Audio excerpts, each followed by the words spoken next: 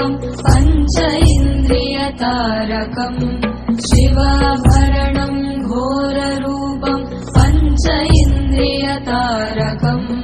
नित्यं जाग्रत्स्थिते निष्ठं नागनागम् आश्रयेऽहम् नित्यं जाग्रत्स्थिते निष्ठं शिवागनागम् आश्रयेऽहम् पंच इन्द्रियतारकम् शिवाभरणं घोररूपं पंच इन्द्रियतारकम्